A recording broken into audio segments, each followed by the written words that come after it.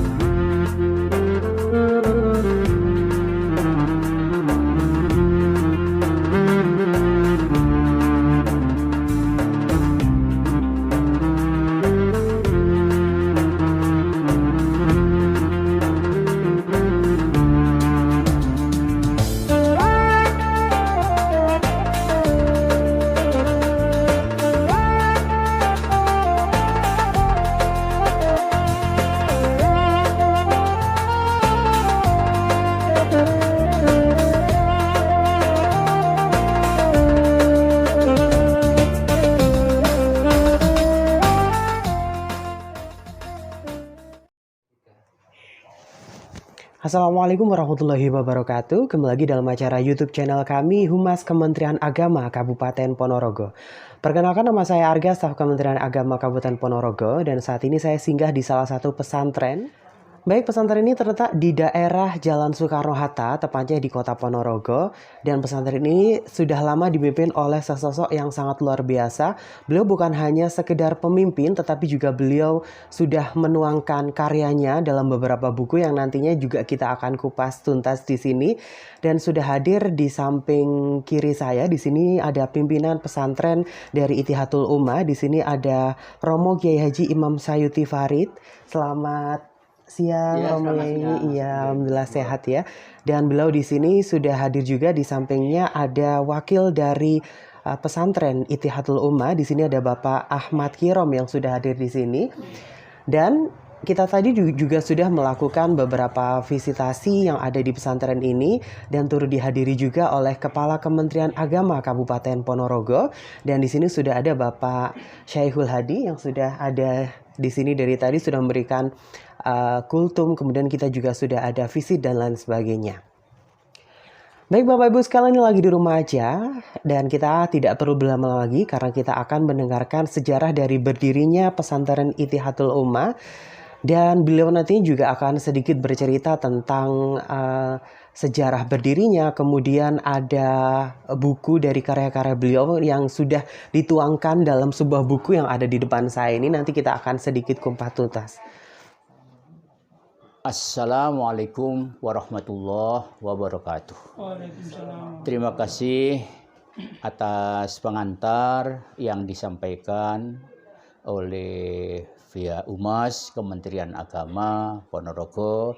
Juga selamat datang Bapak Kepala Kantor Kementerian Agama Kabupaten Ponorogo, Bapak Haji Syaihul Hadi. Alhamdulillah.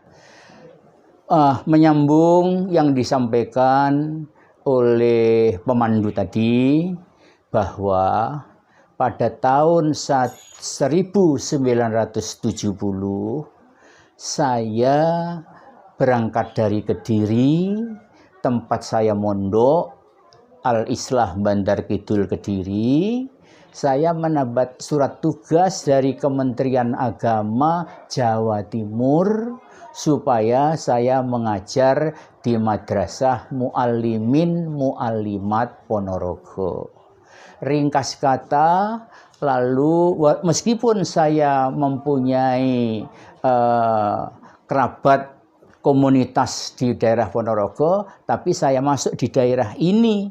Ini namanya Pedukuhan Jaraan, Kelurahan Banyudono, Kecamatan Kota Ponorogo. Tadi disebut Jalan Soekarno-Hatta, Gang 6 nomor 24. Ujung-ujungnya ringkas kata saya masuk ke wilayah ini, wilayah yang berbeda dengan pada umumnya ialah saya bukan nasab, bukan dzurriyyah dari pinesepuh ing wilayah ini. Hanya setelah saya masuk ke lokasi ini dalam rangka lalu melaksanakan tugas dari Kementerian Agama Provinsi yang jaraknya hanya 1 kilometer dari tempat ini. Jadi gampangnya saya gampangnya begitulah semula. Lalu oleh lingkungan sini yang kebetulan ada masjidnya, oleh takmirnya, saya ingat salah satu keturunan dari Mbah Hamzali. Mbah Kiai Hamzali itu tentara Diponegoro, berarti masuk di daerah ini tahun 1800 sekian. Karena perjalanan juga masih mampir-mampir, kurang lebih pada saat 1980 berdirilah pondok ini.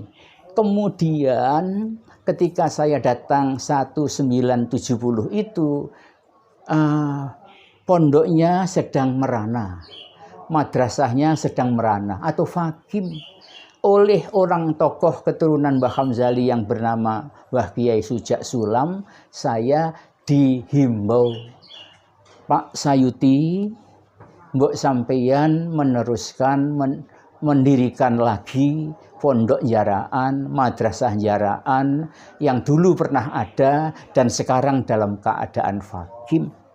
Maka itu saya laksanakan sebab saya ada motivasi dari kiai saya. Dimanapun kamu berada, kamu harus mengajar. Dalam bahasa Jawa dapat dikata tumbuh oleh tutup. Setelah di lokasi ini saya dipersilahkan oleh keturunan resmi daripada keluarga sini untuk supaya merintis pondok, merintis madrasah, dan saya lakukan. Maka yang pertama kali saya mendirikan madrasah diniyah, sekarang masih hidup, diniyah awaliyah, lalu diniyah ulya, sekarang masih hidup, dan juga saya merintis pondok pesantren. Dikala itu masa-masa pembukaan perguruan tinggi Unsuri Ponorogo, IAIN Ponorogo, maka santri yang dari luar kota juga mencari tempat. Mereka yang suka ngaji menjadi bergabung dengan saya, ngaji kitab kuning bersama para mahasiswa yang luar Ponorogo, yang kuliah di Unsuri maupun kuliah di IAIN. Dari situasi itulah lalu saya ngaji seperti di pondok begitu. Kitab kuning memang di serambi masjid, kemudian berkembang oleh masyarakat setempat. Saya diberi uluran, ini tanah silahkan dibangun. Lalu yang membangun pun awal mula, walaupun pondok yang masih berupa bambu, gedek, itu juga masyarakat setempat. Itu terjadi pada tahun 1972, 1973, dan seterusnya. Saya ambil yang agak akhir. Di kemudian kami pun lalu mendirikan Madrasah Sanawiyah Ma'arif, pindahan dari Madrasah Sanawiyah Cokro Menggalan yang berkembang sudah. Tidak lama kemudian mendirikan Madrasah Aliyah Ma'arif. Terang-terangan saya menyampaikan kepada para panjenengan khalayak ialah bahwa salah satu pondok pesantren itu, salah satu upaya pengembangannya ialah dirikanlah sekolahan formal di dalam pondok itu. Jadi lalu warga masyarakat ya ingin sekolah sanawiyah, ya ingin sekolah aliyah, kemudian sambil juga di pondok. Itu berbeda dengan ketika saya belum mendirikan madrasah sanawiyah, ketika belum mendirikan sekolah madrasah formal aliyah, situasi santrinya berbeda yang dulu sedikit. Sekarang dengan adanya sanawiyah ma'arif sekolah formal, madrasah aliyah ma'arif formal, itu santri kami dalam perkembangan sekarang ada yang mukim saja 251, ada yang duduk kurang lebih 50-an, sehingga seandainya dijumlah ada kurang lebih 300-an. Sekelumit tentang menjawab soal tentang berdirinya sudah saya sampaikan. Sementara saya cukupi, mungkin nanti wonten pangandikan malih saking sinten lajeng kula badhe memberi jawaban. Terima kasih. Baik Bapak Ibu sekalian yang lagi di rumah aja, barusan sudah disampaikan oleh Romo Kiai Haji Imam Sayuti Farid MSI seputar sejarah berdirinya dari pesantren Ittihatul Ummah yang beliau sudah rintis dari mulai tahun 70-an. Kebetulan beliau berangkat dari Kediri menuju kota Ponorogo. Kemudian hingga akhirnya berkembang hingga saat ini dan sudah ada beberapa sekolah yang sudah beliau dirikan di pesantren ini. Nah, untuk itu terkait tadi sudah disampaikan sejarah berdirinya dan sekarang kita akan berbincang mengenai kurikulum yang ada di pesantren Ittihatul Ummah dan saat ini akan disampaikan oleh wakil dari pimpinan pesantren yang nantinya akan disampaikan oleh Bapak Ahmad Kirom. Assalamualaikum warahmatullahi wabarakatuh. Menanggapi terkait dengan apa saja lembaga yang ada di bawah naungan Pondok Pesantren Ittihatul Ummah. Yang pertama, Pondok Pesantren Ittihatul Ummah itu sendiri Pondok Putra dan Pondok Putri. Yang kedua, ada madrasah formal yaitu MTS Ma'arif 1 Ponorogo dan Madrasah Aliyah Nahdlatul Ummah Ponorogo. Yang ketiga ada namanya Panti Asuhan atau LKSA Ittihadul Inayah. Terus yang baru masuk ini ada PAUD Raudhoh. Itu di bawah yayasan kami yaitu Yayasan Al-Ittihad Ponorogo. Ada lagi yaitu Madrasah Diniyah Al-Jariyah Wusto. Bapak Ibu yang saya hormati, adapun kurikulum yang diajarkan di pondok kami yaitu untuk kurikulum pondok hampir sama dengan pondok-pondok yang lain, yaitu ada pengajian kitab kuning di madrasah diniyah maupun di pondok sendiri yaitu klasikal maupun bandongan. Yang klasikal ada namanya kitab Fathul Qorib, ada namanya Alfiyah, ada namanya kitab Jurmiyah, Imriti, ada namanya kitab Asbah wan Nadhair dan lain sebagainya. Itu secara umum di pondok-pondok sudah diajarkan. Adapun pengajian rutin bandongan ada tafsir Jalalain, tafsir Munir, kitab Ta'lim Muta'alim dan lain sebagainya. Itu pengajian rutin kita setelah subuh, ditambah lagi ada pengajian Al-Quran bin Nadhor, ada juga hafidhoh di pondok pesantren Ittihatul Ummah ini. Secara global putra-putri kami di pondok ini 24 jam aktivitasnya, dimulai dari setelah subuh itu setengah jam sebelum subuh itu ada aktivitas sholat tahajud dan zikir bersama, kemudian dilanjutkan jamaah subuh, kemudian setelah itu ada ngaji, baik itu ngaji kitab kuning yang bandongan yang saya beritahukan tadi maupun ngaji Al-Quran. Kemudian setelah dari ngaji itu sekitar jam 6 kurang seperempat kita ada persiapan menuju sekolah atau madrasah umum, yaitu yang di MTS, sekolah di madrasah MTS, yang di Aliyah ke madrasah Aliyah sampai pukul sekitar jam 12:15 atau setengah 1 kita tutup dengan jamaah sholat duhur bersama. Terus kemudian ada jeda istirahat yaitu kira-kira 1 jam, 1 jam setengah sampai nanti sebelum asar. Setelah asar kita ada jamaah sholat asar bersama, terus kemudian ada pengembangan diri. Yang ini yang mungkin ijtihad pondok masing-masing, yaitu pengembangan diri. Di sini ada pengembangan bahasa Inggris maupun bahasa Arab, ditambah akhir-akhir ini yaitu sorogan kitab kuning. Terus kemudian sampai itu menjelang maghrib, kemudian makan dan persiapan sholat maghrib. Setelah itu setelah sholat maghrib berjamaah ada masih sorogan lagi dengan sesama pengurus Al-Quran maupun ada nadoman, hafalan nadoman baik itu Aqidatul Awam, Amriti maupun nadoman yang lain. Setelah itu baru masuk jadwal madrasah diniyah mulai jam 7 kurang seperempat atau isya itu sampai jam 9.00 yang terbagi menjadi 3 jam.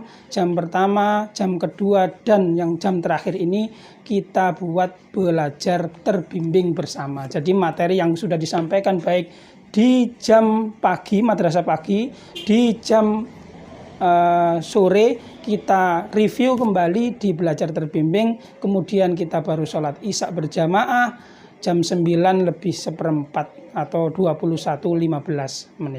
Itulah sekelumit kurikulum kira-kira yang perlu saya paparkan kepada masyarakat semuanya, bahwa putra-putri panjenengan sami di sini 24 jam dengan segala aktivitas yang sudah saya sampaikan. Terima kasih. Assalamualaikum warahmatullahi wabarakatuh. Romo Kiai Kang Kolo Ta'zimi. Jadi tadi sudah dijelaskan bagaimana sekilas Yayasan Al-Ittihad Ponorogo juga dengan berbagai lembaganya, termasuk pondok pesantren, Ittihadul Ummah dan seterusnya. Mungkin saya tertarik dengan karya monumental Romo Kiai dengan judul buku Genealogi dan Jaringan Pesantren di wilayah Mataram ini. Tentu kami dan masyarakat pada umumnya, khususnya Ponorogo, akan lebih senang jika mengetahui secara langsung penjelasan dari Romo Kiai terkait dengan bagaimana akar historisnya pesantren-pesantren secara umum di Kabupaten Ponorogo ini seperti apa, entah tipologinya atau akar sejarahnya atau kontribusi pesantren terhadap pembentukan di Ponorogo dan seterusnya. Mungkin secara singkat barangkali kesimpulan atau hal-hal yang perlu diketahui oleh masyarakat supaya lebih cinta kepada pesantren dan agama. Monggo dipun sampaikan. Bismillahirrahmanirrahim. Terima kasih mengenai harapan agar saya menyampaikan tentang akar historis pondok pesantren di Ponorogo. Menurut pengamatan saya, pondok pesantren di Ponorogo semenjak yang paling awal sampai akhir ini, terutama ini saya batasi yang pondok pesantren Salafiyah. Pertama adalah pondok pesantren pengaruh perkembangan Demak. Jadi awal sekali itu sebelum tahun 1600-an di Ponorogo ada, yakni pondok pesantren Ki Ageng Mirah Sukorejo, juga ada pondok pesantren Setono, generasi awal banget itu yang generasi lama. Nah, pondok yang segenerasi dengan itu ada yang sisa-sisanya masih, ada yang sisa-sisanya sudah tidak ada. Tapi yang terang bahwa monumen tentang adanya pondok generasi Ki Ageng Mirah, saya berpendapat bahwa pondok pesantren pertama di Ponorogo adalah pondok pesantrennya Ki Ageng Mirah di Desa Mirah, Sukorejo, Ponorogo. Kedua adalah generasi Diponegoro.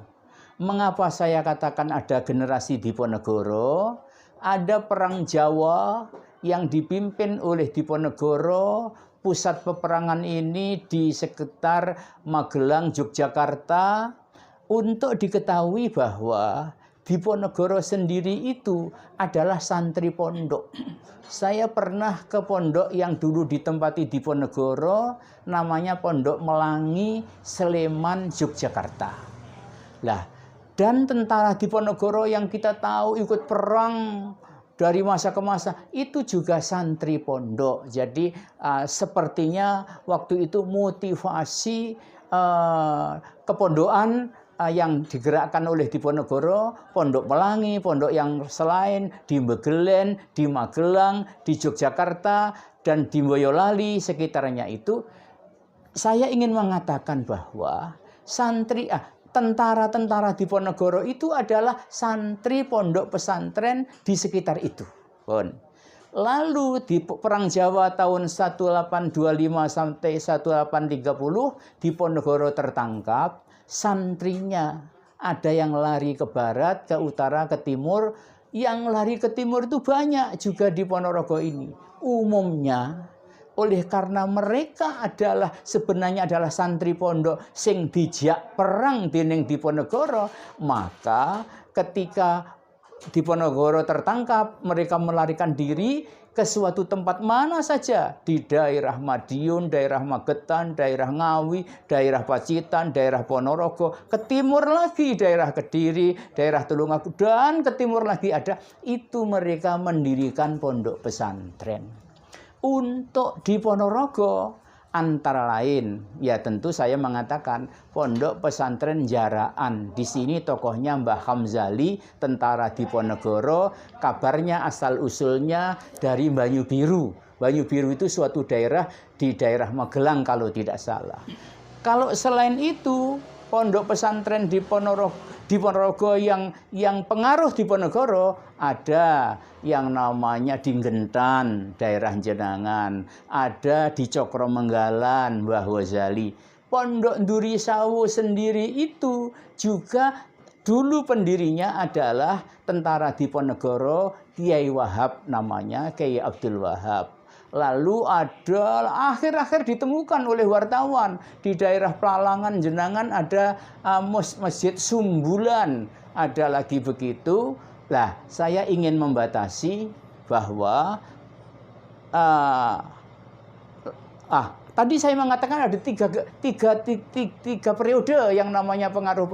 Di kemudian di tahun 1900-an Al-Mukarram Al-Hadrati Syekh Hasyim Asy'ari Tebuireng mendirikan pondok dan seterusnya santri-santri, kemudian para alumninya yang mendirikan pondok. Di Ponorogo, pondok yang pengaruh dari santri Mbah Hasyim Asy'ari itu ya banyak. Dapat dikata bahwa pondok-pondok yang sekarang masih ini, saya berpendapat sampai pondok Maya misalnya itu juga jenis misalnya. Kalau jenis itu ke generasi Diponegoro juga. Tadi di Ponorogo ada juga pondok pengaruh pengembangan dari Mbah Hasyim Asy'ari, ngaten maksud kula. Saya simpulkan generasi Ki Ageng Mirah, artosipun pondok pengaruh Ki Ageng Mirah, pondok yang ini berarti pengaruh Demak, lalu pondok pengaruh Diponegoro, lalu pondok pengaruh pengembangan dari misi visinya Mbah Hasyim Asy'ari. Dari itu semuanya masih ada bekas-bekasnya di Ponorogo ini. Baik Bapak Ibu sekalian yang lagi di rumah aja, tadi sudah dijelaskan mengenai kurikulum, kemudian ada sedikit sinopsis atau isi kandungan dari buku yang sudah disampaikan oleh Abah dan juga oleh Ustadz Ahmad Kirom tadi.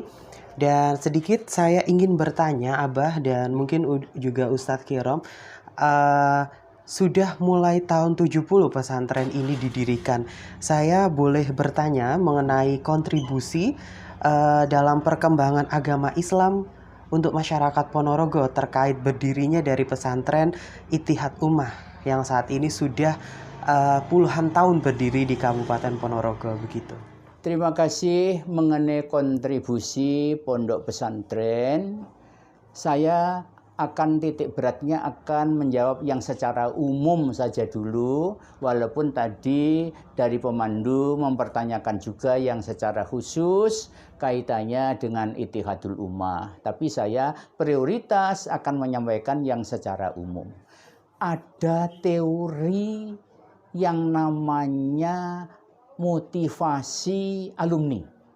Nah, teori ini perlu saya jelaskan bahwa seluruh kiai pondok pesantren angkatan manapun, angkatan kapanpun, itu pasti mempunyai pesan kepada para santrinya, para santri, sampean nanti setelah pulang dari pondok pesantren juga harus mengembangkan ilmu. Ini satu. Nomor dua, mengenai kontribusi pondok pesantren ini yang secara umum tadi, saya akan mengkaitkannya dengan organisasi yang sevisi misi dengan Pondok Pesantren Salafiyah. Para pendengar, para pamirsa ingkang kula hormati, memang ingkang kula aturake lebih bersifat pendekatan Pondok Salafiyah sing kula aturake. Lah, dengan adanya yang namanya teori motivasi alumni di Ponorogo pernah ada pondok yang itu adalah generasi sesudah Tegal Sari. Pondok Tegal Sari ini juga mengembangkan alumninya supaya mendirikan pondok lagi. Di antara lain, Mbah Kiai Asy'ari mendirikan pondok Njosari. Di antara lain, Mbah Mardiah mendirikan pondok Keradenan. Di antara lain, harap tahu bahwa gurunya Mbah Kiai Muhammad Besari itu adalah Mbah Donopuro Pondok Setono Jedis. Mbah Donopuro ini juga santri kudu ngedekne pondok, termasuk Mbah Muhammad Besari, pendiri Pondok Tegal Sari itu dimotivasi oleh gurunya yang bernama Mbah Donopuro. Terus artinya dipandang dari sisi pemikiran kontribusinya pondok nganakne pondok duwe anak pondok. Tadi yang Mbah Donopuro Setono Jedis saya kambang ngedekne Njosari, lalu ngedekne Tegal Sari sendiri, ngedekne Pondok Keradenan. Yang lain-lain juga seperti itu. Generasi Mbah Hasyim Asy'ari saja juga santrinya supaya mendirikan pondok, berbicara tentang kontribusi. Misal nggih, lajeng dulu pada tahun 1960-an ada belasan orang alumni Pondok Tebu Ireng yang dikirim ke Ponorogo supaya lalu berdakwah menjadi ustadz di Ponorogo. Sebagiannya juga mendirikan pondok pesantren di Ponorogo. Misal Pondok Hasyim Asy'ari Banyudono yang pendirinya adalah Bapak Kiai Haji Muhayyad Shah almarhum, itu alumni dari Tebu Ireng. Lalu Mbah Yai Mujab Thohir yang juga di Banyudono ini alumni Tebu Ireng. Termasuk Mbah Hasyim Soleh Maya, itu juga beliau adalah muridnya Gusmi, juga murid dari beberapa kiai di daerah Kediri. Kontribusinya yang biasanya real adalah berupa pondok, ngembangin pondok. Dua, tadi saya katakan kaitannya dengan organisasi yang sevisi misi dengan Pondok Pesantren Salafiyah. Bagaimanapun saya harus menyebut namanya Nahdlatul Ulama. Karena Nahdlatul Ulama pertama di Ponorogo ini suriahnya adalah Mbah Yai Mansur, Pondok Pesantren Njosari Jedis. Tanfidiyahnya adalah Mbah Kiai Ibrahim, beliau alumni Pondok Pesantren Siwalan Panji Sidoarjo. Lalu kontribusi, berbicara tentang kontribusi, nanti para pengurus MWC, pengurus ranting Nahdlatul Ulama, anak ranting Nahdlatul Ulama, ini kebanyakannya juga alumni pondok. Mereka mendirikan TPQ, mendirikan sekolah diniyah. Misalnya Mbah Sodikun Ngunut, dia adalah alumninya Mbah Fadil Gentan, lalu mendirikan Madrasah Ibtidaiyah yang pertama kali di Ponorogo pada tahun 1933. Saya ringkas, kontribusi banyak sudah. Kalau diteruskan tentu ada pejabat ini, pejabat itu. Ini tidak saya tekankan, tapi memang ada yang lalu menjadi pejabat di sana. Tapi yang saya tekankan malah dua hal saja, ialah alumni pondok, ngedekne pondok maneh, alumni pondok, menggerakkan organisasi Nahdlatul Ulama di level cabang maupun MWC, maupun ranting, maupun anak ranting. Ini memang tadi saya hampir mengatakan terpaksa saya sampaikan. Sebenarnya tidak terpaksa saya sampaikan karena realitasnya adalah seperti itu. Ngaten tentang kontribusi yang lalu lahirlah diniyah di sana, TPQ di sana, madrasah sanawiyah yang lain. Menika kirang langkung kaitanipun kalian kontribusi pondok pesantren yang secara umum. Lek secara khusus santri kami yang lalu ada juga mendirikan diniyah di Keniten, lalu menjadi takmir masjid di Cokromenggalan, ada juga yang sampai di luar pulau. Memang kadang-kadang ada keunikan. Seseorang yang ketika di pondok sepertinya orang dayani utawa orang koyo tidak punya, tetapi setelah pulang karena di masyarakat itu dianggap oh kowe tahu mondok ya ayo ngetek ayo, itu menjadi tokoh. Itu banyak di alumni kami juga banyak yang di daerah Madiun maupun sampai juga di daerah luar pulau macam. Ini yang khusus ini sebenarnya tidak saya anggap penting, yang saya anggap penting ialah yang umum tadi. Semanten kemawon para pendengar, para pemirsa yang saya hormati. Terima kasih kami sampaikan Abah yang sudah memberikan penjelasan terkait kontribusi. Jadi yang saya tangkap di sini adalah ada teori motivasi alumni. Jadi kontribusi ini terletak pada alumni yang sudah benar-benar dibekali di pesantren ini. Kemudian ketika mereka keluar menjadi produk dan menjadi tokoh yang ada di daerah sekitarnya untuk mengembangkan agama Islam yang telah dipelajari di pesantren ini ataupun pesantren yang lainnya. Seperti itu Abang G. Baik, terima kasih Bapak Ibu sekalian yang lagi di rumah aja yang sudah menyaksikan YouTube channel kami. Dan semoga acara kami ataupun edisi-edisi kami yang selalu terbit setiap minggunya selalu memberikan inspirasi buat Anda semuanya. Jaga kesehatan, sehat selalu, dan sampai jumpa di episode berikutnya. Jangan lupa subscribe YouTube channel kami di Humas Kementerian Agama Kabupaten Ponorogo. Sekian, terima kasih. Wassalamualaikum warahmatullahi wabarakatuh. Waalaikumsalam.